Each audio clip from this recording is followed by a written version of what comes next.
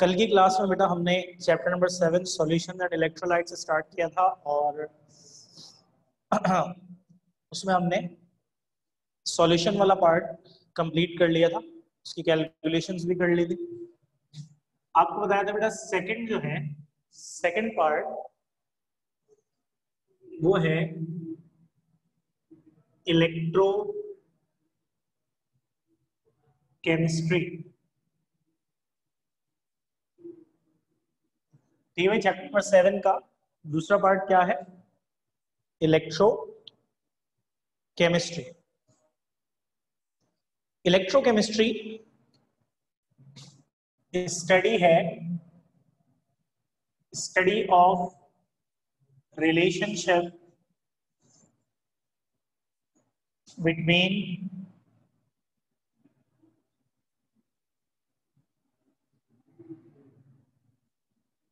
electricity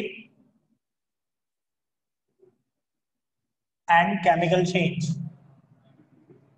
ठीक है भाई, स्टडी है किसकी? Relationship between electricity and chemical change. अब जरा इस बात को समझें बेटा, देखो केमिकल चेंज प्रोड्यूस करने के कई तरीके होते हैं। जैसे किसी रिएक्शन में हमें रिएक्शन कराने के लिए या केमिकल चेंज प्रोड्यूस करने के लिए हीट करना पड़ता है, ऐसा होता है। अब हीट करने का मतलब होता है टेम्परेचर बढ़ाना, ठीक है। इसी तरह किसी केमिकल रिएक्शन को हमने ऑर्गेनिक में पढ़ा था, मीथेन और क्लोरीन के रिएक्शन को कराने के लिए हमें उसे सनलाइट में रखना पड़ता है। तो यानी कि कहीं केमिकल चेंज प्रोड्यूस करने के लिए सनलाइट इस्तेमाल करनी पड़ती है। बिल्कुल इसी तरह बेटा कुछ केमिकल चेंजेस कराने के लिए हमें इलेक्ट्रिसिटी, इलेक्ट्रिक करंट पास करना पड़ता है।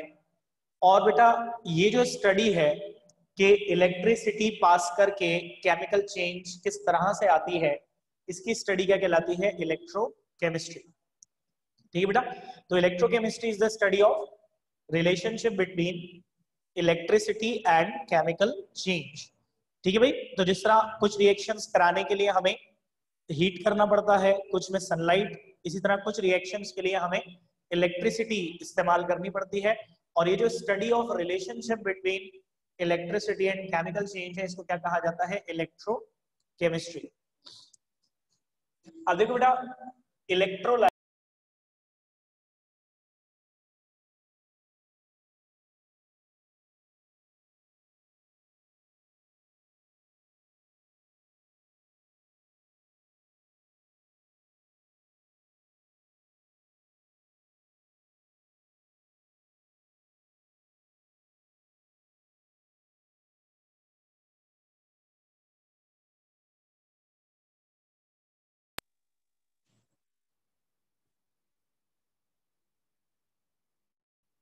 ठीक है भाई, जो इलेक्ट्रिसिटी कंडक्ट करता है लिक्विड स्टेट या सॉल्यूशन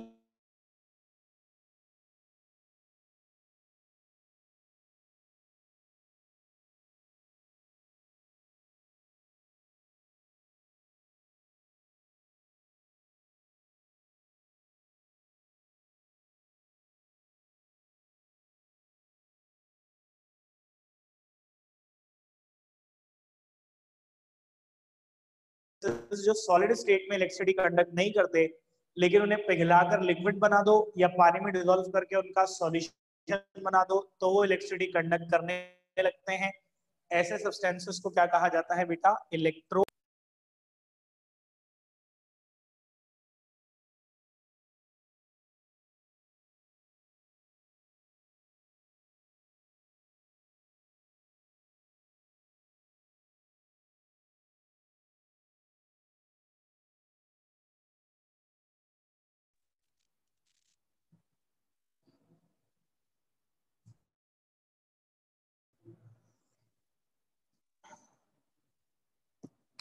बेटा एक सेकंड रुकिएगा, जरा कॉल आ रही है, एयरप्लेन मोड पे लगा दूंगा।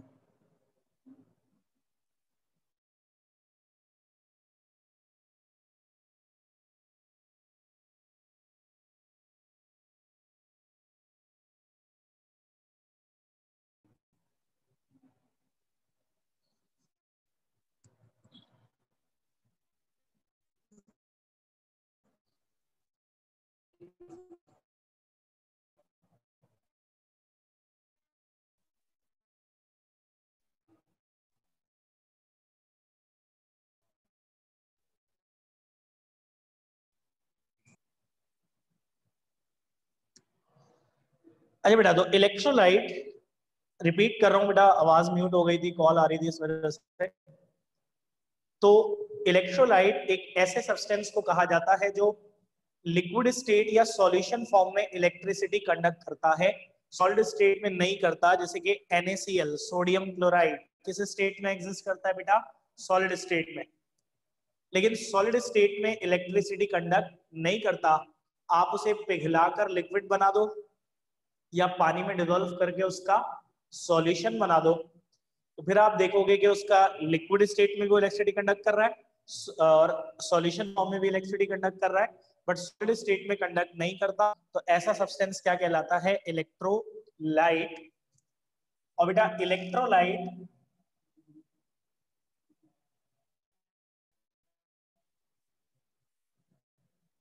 को एक्सप्लेन करती है एक थ्योरी जिसका नाम है आर्हेनियस थ्योरी ऑफ आयोनाइजेशन। बेटा इसे सिंपली थ्योरी ऑफ आयोनाइजेशन भी कहते हैं।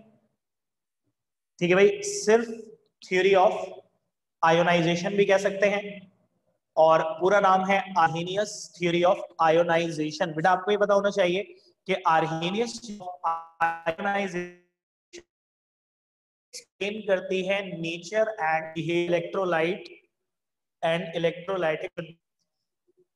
ठीक है बेटा, आर्हेनियस थ्योरी किस चीज को एक्सप्लेन करती है? Nature and electrolytation. तो बेटा जैसे NaCl का बिहेवियर और NaCl को पानी में डिसॉल्व करके उसका सॉल्यूशन बना दो तो उसके सॉल्यूशन का बिहेवियर, इसको कौन एक्सप्लेन करती है? Arrhenius theory of ionization. ठीक है भाई, अब इस थ्योरी के मुताबिक हर electrolyte positive and negative ion से बनी है।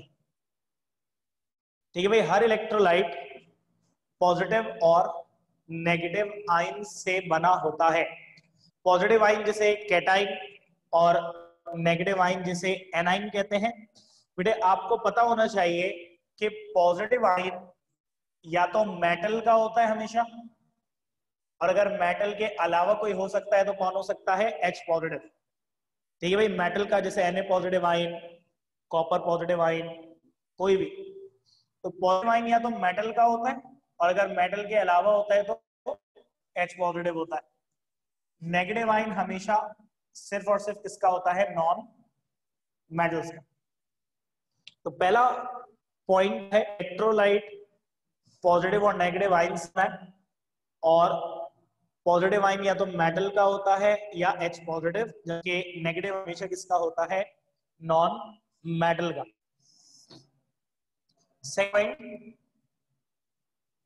आयोनाइजेशन है इन सॉल्यूशन। बेटा जब भी आप इलेक्ट्रोलाइट को पानी में डिसॉल्व करते हो तो वो आयोनाइज हो जाता है। जैसे NaCl पानी में डिसॉल्व करोगे, Na पॉजिटिव आयन अलग हो जाएगा, Cl नेगेटिव आयन अलग हो जाएगा। HCl पानी में डिसॉल्व करोगे, H पॉजिटिव आयन अलग, Cl नेगेटिव आयन अलग। तो सेकंड पॉइंट क्या कह रहा है कि इलेक्ट्रोलाइट को जब भी पानी में डिसॉल्व किया जाता है तो इलेक्ट्रोलाइट पानी के अंदर क्या हो जाता है? आयोनाइज, यानी उसका पॉजिटिव आयन अलग हो जाता है और नेगेटिव आयन अलग हो जाता है। अब देखो ये इंपॉर्टेंट बात है कि अगर सोच होनी चाहिए आपके अंदर कि एक इलेक्ट्रोलाइट इलेक्ट्रिसिटी कंडक्ट किस वजह से करता है, कंडक्टर इलेक्ट्रिसिटी किस वजह से कंडक्ट करता है। और बेटा जब आप सेकेंड ईयर की फिजिक्स पढ़ चुके हो तो ये बात आपको ऑलरेडी बहुत अच्छे से पता होनी चाहिए कि बेटा सॉलिड कंडक्टर इलेक्ट्रिसिटी कंडक्ट करता है फ्री इलेक्ट्रॉन वजह से। ठीक है भाई, किस वजह से? फ्री इलेक्ट्रॉन्स की वजह में। मैटर क्या होती है? इलेक्ट्रॉन्स। बेटा लिक्विड्स के अंदर से इलेक्ट्रिसिटी इलेक्ट्रॉन्स पास नहीं कराते, बल्कि कौन पास कराते हैं? आयंस। ये बात बहुत क्लैरिटी के साथ पता होनी चाहिए। और याद रखना बेटा कि सॉलिड कंडक्टर में से इलेक्ट्रिसिटी कौन पास कराते हैं? इलेक्ट्रॉन्स। लिक्विड्स में से इलेक्ट्रिसिटी कौन पास कराते हैं? आयंस। तो अगर कोई आपसे पूछे कि कौन इलेक्ट्रोलाइट हो सकता है, कौन सा लिक्विड और कौन सा लिक्विड नहीं हो सकता, तो बेटा जिस लिक्विड में फ्री आयंस होंगे वो इलेक्ट्रोलाइट हो सकता है, और जिस लिक्विड में फ्री आयंस नहीं होंगे वो कभी भी इलेक्ट्रोलाइट नहीं हो सकता, बिकॉज लिक्विड्स में से इलेक्ट्रिसिटी पास कौन कराते हैं बेटा? आयंस कराते हैं। और देखो जब हम इलेक्ट्रोलाइट को सॉल्यूशन में डाल रहे हैं, जैसे NaCl को पानी में डिसॉल्व किया तो Na पॉजिटिव आयन अलग हो गया, Cl नेगेटिव आयन अलग हो गया, और ये आयंस फिर रिस्पॉन्सिबल होते हैं कंडक्शन ऑफ इलेक्ट्रिसिटी के लिए। ठीक है बेटा। तीसरा पॉइंट क्या है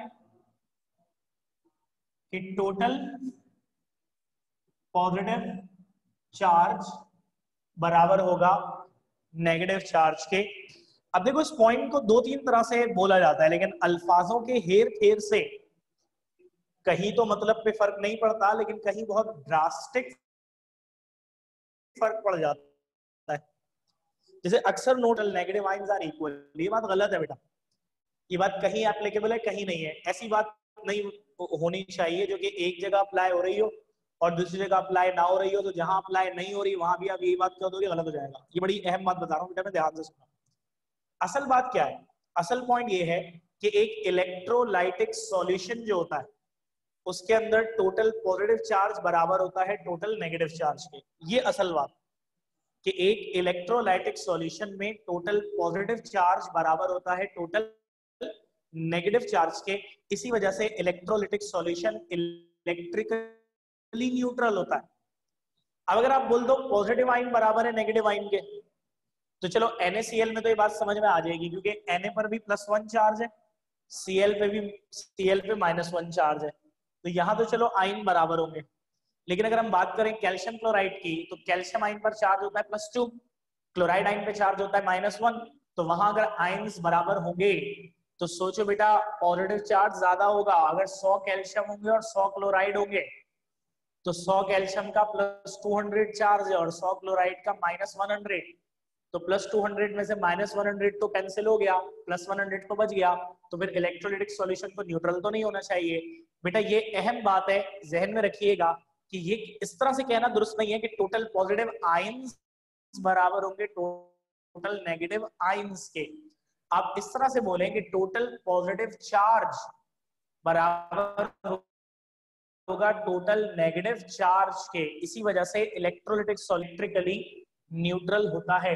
इसी तरह बेटा आयोनाइजेशन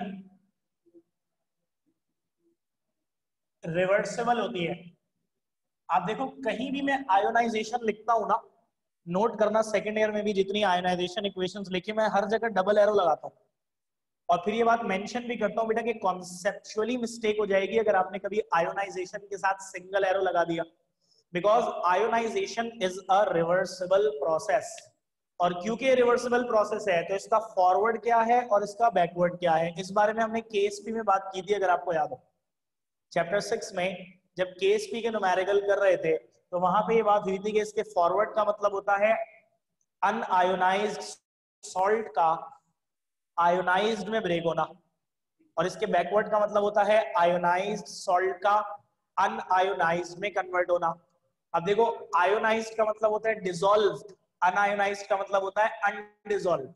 तो फॉरवर्ड का मतलब होता है अनडिसॉल्व्ड सॉल्ट का डिसॉल्व होना, और बैकवर्ड का मतलब होता है डिसॉल्व्ड सॉल्ट का अनडिसॉल्व होके सॉल्यूशन से बाहर आना। अब इन बातों में जितने आसान अल्फाज और जितनी क्लैरिटी के साथ आप समझेंगे, बेटा देखो एप्टीट्यूड में तो यही गेम है ना, आपके कॉन्सेप्ट ही अच्छे होने चाहिए। और ये जो वर्डिंग्स मैं बता रहा हूँ बेटा, इन वर्डिंग्स को रिटेन रखिए, ये बहुत अहम है। तो चौथा पॉइंट कह रहा है आयोनाइजेशन इज रिवर्सिबल। बेटा पांचवा पॉइंट कहता है कि degree of ionisation depends on, पहली बात तो आपको ये पता होनी चाहिए कि what do you mean by degree of ionisation. Degree of ionisation का मतलब है क्या? बेटा डिग्री ऑफ आयोनाइजेशन का मतलब क्या होता है कि जब हम एक इलेक्ट्रोलाइट को पानी में डालते हैं तो वो कितना डिसॉल्व हो रहा है, कितना आयोनाइज हो रहा है, ये क्या कहलाती है, डिग्री ऑफ आयोनाइजेशन। अगर हम एक इलेक्ट्रोलाइट को पानी में डालें, जैसे HCl के बारे में कहा जाता है कि इसकी आयोनाइजेशन 100% है, ठीक है भाई, 100%। 100% का क्या मतलब है भाई कि हम जितना HCl डालेंगे ना पानी में, सारे मॉलिक्यूल ब्रेक हो जाएंगे, तो ये डिग्री ऑफ आयोनाइजेशन बहुत ज्यादा है। एसिटिक एसिड जो होता है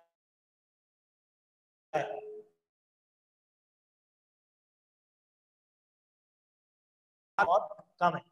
तो डिग्री ऑफ आयोनाइजेशन का मतलब होता है एक्सटेंट ऑफ आयोनाइजेशन, के सॉल्यूशन के अंदर इलेक्ट्रोलाइट कितना आयोनाइज हो रहा है।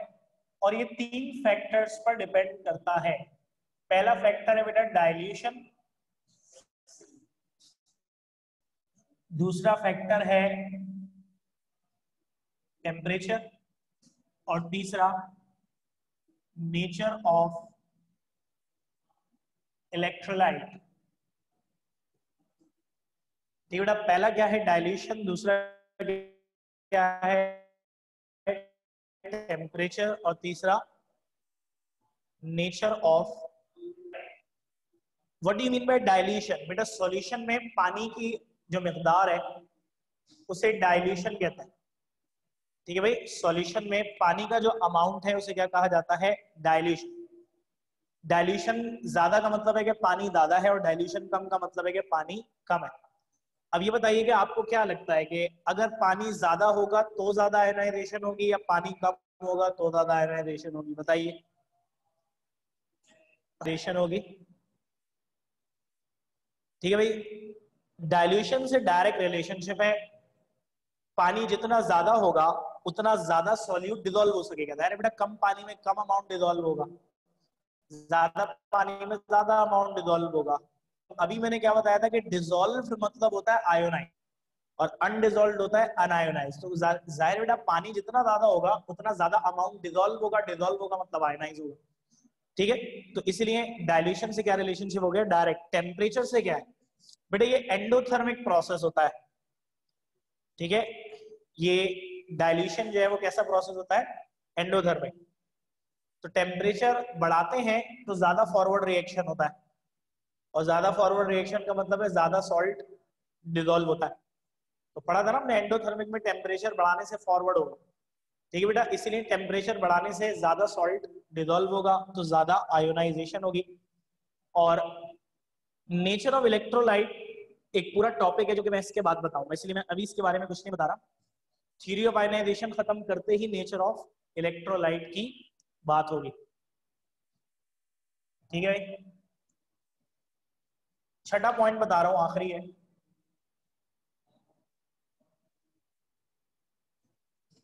Electrolytic conduction depends upon.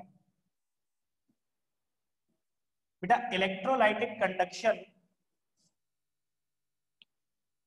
ये भी 3 फैक्टर्स पे डिपेंड करती है। पहला फैक्टर सेम है, डाइल्यूशन।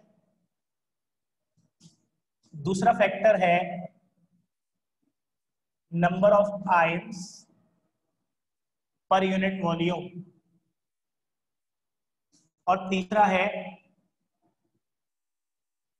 वेलोसिटी ऑफ आयंस, ठीक है भाई। पहला फैक्टर है डाइल्यूशन, दूसरा है नंबर ऑफ आयंस पर यूनिट वॉल्यूम, और तीसरा है वेलोसिटी ऑफ आयंस। अब बताइए डाइल्यूशन, आपको क्या लगता है बेटा डाइल्यूशन और इलेक्ट्रोलाइटिक? देखो बेटा, पानी एक मीडियम प्रोवाइड कर रहा है आयंस के भागने के लिए। कंडक्शन क्या है, कंडक्शन का मतलब है आयंस का भागना। बेटा आप सब बचपन से पढ़ते हुए आ रहे हो इलेक्ट्रोलिसिस में कि जैसी इलेक्ट्रिसिटी पास की जाती है तो आयंस भागने लगते हैं, पॉजिटिव आयन नेगेटिव कैथोड की तरफ, नेगेटिव आयंस पॉजिटिव एनोड की तरफ। अब आयंस की इस मूवमेंट को ही तो कंडक्शन कहा जाता है ना बेटा। आयंस की इस मूवमेंट को ही क्या कहा जाता है, कंडक्शन। अब ऑब्वियस ही बात है कि जितनी ज्यादा ज्यादा पानी होगा ना उतनी ज्यादा जगह होगी, जितनी ज्यादा जगह होगी उतनी आराम से भागेंगे, ऐसा ही होगा ना। जितना कम पानी होगा उतनी कम जगह होगी, उतनी ज्यादा टक्करें होंगी, यानी कि अपनी मंजिल तक पहुंचना मुश्किल होगा, तो कंडक्शन क्या हो जाएगी, कम। सो इस तरह डायलेशन से क्या रिलेशनशिप हो गया बेटा, डायरेक्ट। ऐसे ही number of ions per unit volume, क्या मतलब है इसका बेटा, यूनिट वॉल्यूम में आइंस की तादाद, जैसे भाई 1 लीटर अगर सॉल्यूशन है तो उसमें आइंस की तादाद, आपको क्या लगता है कम आइंस होंगे तो ज्यादा कंडक्शन होगी या ज्यादा आइंस होंगे तो ज्यादा कंडक्शन होगी? जी, कम आइंस तो ज्यादा कंडक्शन या ज्यादा आइंस तो ज्यादा कंडक्शन? अच्छा भाई, कुछ फैक्टर्स स्ट्रेट नहीं होते, मतलब ऐसा नहीं होता कि उनका ताल्लुक डायरेक्ट ही रहता है या इनवर्स ही रहता है, बल्कि कुछ फैक्टर्स जो होता है ना उनका रिलेशन एक सर्टेन लिमिट तक कुछ होता है, उसके बाद कुछ और होता है, ऐसा होता है अक्सर। देखिए बेटा याद रखना कि अगर यूनिट वॉल्यूम में आइंस कम होंगे तो कंडक्शन कम होगी, आइंस बढ़ेंगे तो कंडक्शन बढ़ेगी, आइंस बढ़ते जाएंगे कंडक्शन बढ़ती जाएगी, ये तो डायरेक्ट रिलेशनशिप है। लेकिन एक टाइम आएगा कि आइंस फर्दर बढ़ाने से कंडक्शन बढ़ने की बजाय कम होने लगेगी, ऐसा कब होगा? मैं कह रहा हूँ जनरली तो यही है कि कम आइंस है तो कम कंडक्शन, ज्यादा आइंस है तो ज्यादा कंडक्शन, आइंस बढ़ाते जाओगे कंडक्शन बढ़ती जाएगी, लेकिन एक टाइम आएगा कि जिसके बाद आइंस बढ़ाने से कंडक्शन बढ़ने की बजाय कम होने लगेगी, ऐसा कब होगा? ऐसा जब होगा बेटा जब यूनिट वॉल्यूम में आइंस की तादाद इतनी ज्यादा हो जाएगी कि आइंस एक दूसरे से टकरा टकरा के, very good मुर्तदा, collision of ions लिखा है, कि आइंस एक दूसरे से टकरा टकरा के वहां तो पहुंच ही नहीं पाएंगे जहां उन्हें पहुंचना है, बल्कि कहीं के कहीं जा रहे होंगे। दैट्स हाउ बहुत ज्यादा आइंस होने से कंडक्शन कम हो जाएगी। और वेलोसिटी ऑफ आइंस बेटा ऑब्वियसली डायरेक्ट रिलेशनशिप है। अब ये टॉपिक पूरा हो गया है, और जैसे कि मैंने आपको बताया था कि नेचर ऑफ इलेक्ट्रोलाइट को मैं एक अलग टॉपिक की तरह बताऊंगा इसको, क्योंकि ये बड़ा बड़ा इंपॉर्टेंट है। अब देखो नेचर के हिसाब से इलेक्ट्रोलाइट्स दो तरह के होते हैं, स्ट्रॉन्ग और वीक। ठीक है भाई, नेचर के एतबार से दो तरह के होते हैं, स्ट्रॉन्ग और वीक। और बेटा कॉन्सेप्ट वही है जो कि स्ट्रॉन्ग एसिड का है, स्ट्रॉन्ग बेस का है, वही स्ट्रॉन्ग इलेक्ट्रोलाइट का है। ऐसे बेटा जो वीक एसिड का है, वीक बेस का है, वही वीक इलेक्ट्रोलाइट का है। ठीक है बेटा, तो स्ट्रॉन्ग और वीक का कॉन्सेप्ट ऑलमोस्ट क्या है, सेम। अब कॉन्सेप्ट है क्या जरा देखिएगा बेटा, स्ट्रॉन्ग वो होता है जो कि ज्यादा आयोनाइज होता है, और वीक वो होता है जो कम आयोनाइज होता है। यानी जब हम इलेक्ट्रोलाइट को पानी में डालते हैं तो वो इलेक्ट्रोलाइट जिसका ज्यादा अमाउंट, जिसके ज्यादा मॉलिक्यूल्स ब्रेक हो रहे हैं, आयोनाइज हो रहे हैं, वो स्ट्रॉन्ग कहलाएगा। और जिसके, अब देखो यही कॉन्सेप्ट होता था ना स्ट्रॉन्ग एसिड का भी, हम कहते थे बेटा जो ज्यादा आयोनाइज होगा, ज्यादा एच पॉजिटिव आयन बनाएगा वो स्ट्रॉन्ग एसिड, जो कम आयोनाइज होगा, कम एच पॉजिटिव आयन बनाएगा वो वीक एसिड। ऐसे ही बेस में हम कहते हैं कि जो ज्यादा आयोनाइज होगी, ज्यादा OH आयंस बनाएगी वो स्ट्रॉन्ग, और जो कम आयोनाइज होगी, कम OH आयंस बनाएगी वो वीक। बिल्कुल ऐसे ही बेटा जो इलेक्ट्रोलाइट ज्यादा आयोनाइज होगा, ज्यादा आयंस बनाएगा वो स्ट्रॉन्ग, जो कम आयोनाइज होगा, कम आयंस बनाएगा वो वीक। अब इसकी एक क्वांटिटेटिव वैल्यू है जिसे कहते हैं डिसोसिएशन कांस्टेंट। क्या कहते हैं? Dissociation constant. वैसे तो के से रिप्रेजेंट किया जाना चाहिए, लेकिन हमारे सिलेबस में अल्फा से किया हुआ है बिला वजह। ये आयोनाइजेशन कांस्टेंट है क्या बेटा? ये एक रेशियो होता है जिसके न्यूमरेटर में होता है नंबर ऑफ मॉलिक्यूल्स आयोनाइज्ड, और डिनोमिनेटर में होता है टोटल मॉलिक्यूल्स डिसॉल्व्ड। ठीक है भाई, डिनोमिनेटर में क्या होता है? नंबर ऑफ मॉलिक्यूल्स आयोनाइज्ड, और डिनोमिनेटर में टोटल मॉलिक्यूल्स डिसॉल्व्ड। यानी अगर आपने जितने टोटल मॉलिक्यूल डाले हैं वो आप नीचे रखोगे, उनमें से जितने टूट गए उन्हें ऊपर रखोगे, तो ये जो रेशो आएगा ये क्या कहलाएगा, डिसोसिएशन कांस्टेंट। ठीक है भाई, इसकी मैक्सिमम क्या होनी चाहिए,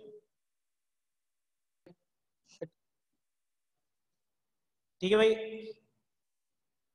तो डिसोसिएशन कांस्टेंट रेशो है जिसमें ऊपर क्या आ रहा है, नंबर ऑफ मॉलिक्यूल्स आयोनाइज, नीचे टोटल मॉलिक्यूल्स डिसॉल्व। और मैंने आपको क्या बताया कि इसकी मैक्सिमम वैल्यू क्या हो सकती है, 1। ठीक है बेटा, क्यों, क्योंकि ज्यादा से ज्यादा क्या हो सकता है कि जितने मॉलिक्यूल डालें सबके सब टूट जाए, 1000 डालें 1000 के 1000 टूट गए, तो ऊपर भी 1000 नीचे भी 1000 1 आ जाएगा। ठीक है, इससे कम हो सकता है, इससे ज्यादा नहीं हो सकता। 1000 में से कम हो सकता है कि 900 मॉलिक्यूल ब्रेक हो, तो 900 ऊपर आएगा, 1000 नीचे 0.9। तो keep this thing in your mind कि बेटा इसकी मैक्सिमम वैल्यू क्या हो सकती है, 1। और अगर मैं इसको 100 से मल्टीप्लाई कर दूं तो आ जाती है परसेंटेज आयोनाइजेशन। अगर मैं इस डिसोसिएशन कांस्टेंट को 100 से मल्टीप्लाई कर दूं तो क्या आ जाती है, परसेंटेज आयोनाइजेशन।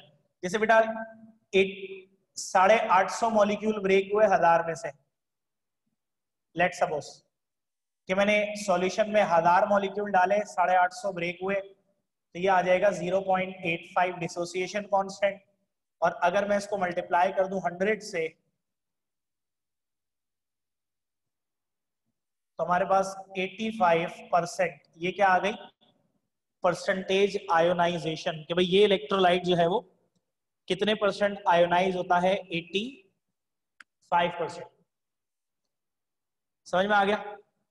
जैसे बेटा HCl, अब जितनी ज्यादा डिसोसिएशन कांस्टेंट होगा उतनी ज्यादा आयोनाइजेशन परसेंटेज होगी, तो ऑब्वियसली उतना ही स्ट्रॉन्ग इलेक्ट्रोलाइट होगा। अब बेटा ये रिलेशनशिप एस्टेब्लिश कर पा रहे हैं आप लोग, जो मैं कह रहा हूं कि डिसोसिएशन कांस्टेंट की वैल्यू जितनी ज्यादा आएगी, हम उसे 100 से मल्टीप्लाई करेंगे तो आयोनाइजेशन की परसेंटेज भी उतनी ज्यादा आएगी, और जितनी ज्यादा परसेंटेज आयोनाइजेशन होगी इलेक्ट्रोलाइट उतना ही स्ट्रॉन्ग होगा। समझ में आ गई बात बेटा। जैसे HCl के सारे ब्रेक हो जाते हैं, 1000 डालो 1000 के 1000 ब्रेक, तो परसेंटेज आयोनाइजेशन आ जाएगी 100%, ऐसा ही होगा। लेकिन एसिडिक एसिड के बारे में बेटा ये वैल्यू क्योंकि बुक में है इसीलिए बता रहा हूं कि एसिडिक एसिड में 4 आउट ऑफ 1000 में से सिर्फ 4 मॉलिक्यूल ब्रेक होता है, तो 4/1000 ये आ जाएगा 0.0004।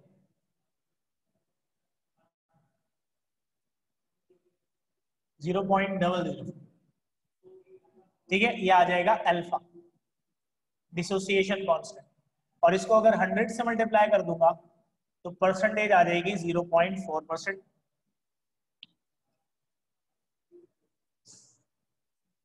ठीक है बेटे, ये थोड़ा शेड में चला गया लेकिन बहरहाल सुना होगा आप लोगों ने, तो ऐसी मुश्किल बात नहीं है। 100 से मल्टीप्लाई कर देंगे तो क्या आ जाएगा, 0.4%।